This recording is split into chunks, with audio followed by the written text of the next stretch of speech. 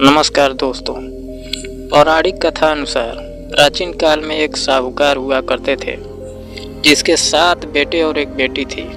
करवा चौथ का पर्व आया तब साहूकार की 7 बहू और बेटी ये व्रत रखा। शाम को जब साहूकार और उसके बेटे भोजन के लिए आए तो उनसे अपनी बहन की भूख से व्याकुल हाल देखी नहीं गई। उन्होंने अपनी बहन को भोजन करने के लिए कहा, लेकिन बहन ने कहा कि मैं चंद्रमा की पूजा करके ही भोजन करूंगी। काफ़ी समय होगा जब चंद्रमा नहीं निकला तो भाइयों के मन में एक विचार आया। दोस्तों, कहानी पसंद आए तो प्लीज़ सब्सक्राइब करके हमें सपोर्ट करें। ऐसे में 7 भाई नगर से बाहर चले गए और दूर जाकर उन्होंने आग लगा दी।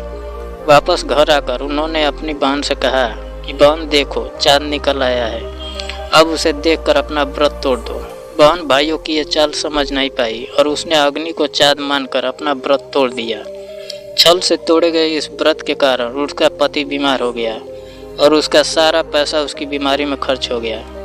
जब साहूकार की बेटी को अपने भाइयों के इस छल और अपनी गलती का एहसास हुआ तो उसने गणेश भगवान की विधि विधान से पूजा की और अनजाने में खुद से हुई भूल की क्षमा मांगी, जिससे उसका पति ठीक हो गया।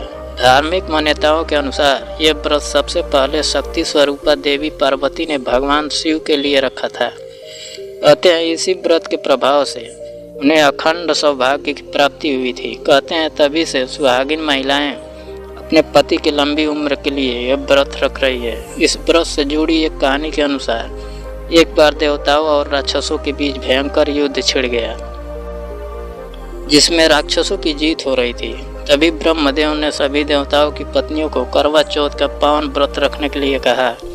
कहते हैं इसके बाद कार्तिक माह की कृष्ण चतुर्थी के दिन सभी देवियों ने अपने पतियों के लिए व्रत रखा, जिससे देवताओं की जीत हुई। ऐसा माना जाता है कि इसके बाद से इस व्रत को रखे जाने की शुरुआत हो गई थी।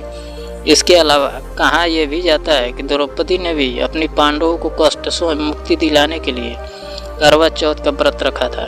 करवा चौथ व्रत से जुड़ी पौराणिक कथा अनुसार देवी करवा अपने पति के साथ तुंगभद्रा नदी के पास रहती थी। एक दिन उनके पति नदी में स्नान करने गए थे।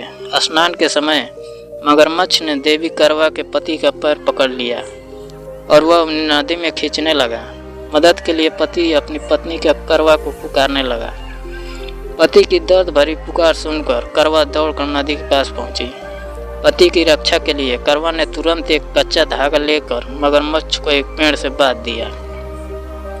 करवा के सतीत्व के कारण मगरमच्छ एक कच्चे धागे में ही इस तरह से बंध गया था कि वह थोड़ा भी हिल नहीं पा रहा था। लेकिन अभी भी करवा के पति और मगरमच्छ दोनों के प्राण संकट में फंसे थे। तब करवा चौथ ने यमराज को पुकारा और अपने पति के लिए जीवन दान देने और मगरमच्छ को मृत्यु दंड देने की प्रार्थना की।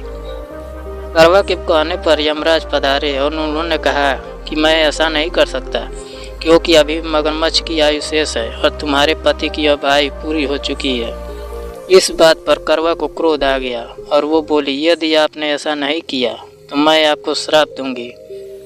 करवा के क्रोध को देखकर यमराज ने मगरमच्छ को यमलोक भेज दिया और करवा के पति को जीवनदान दिया। कहते हैं करवा चौथ के व्रत में सुहागन महिलाएं करवा माता से प्रार्थना करती है कि हे करवा माता, जैसे आपने अपने पति को बचाया वैसे ही मेरे सुहाग की भी रक्षा करना।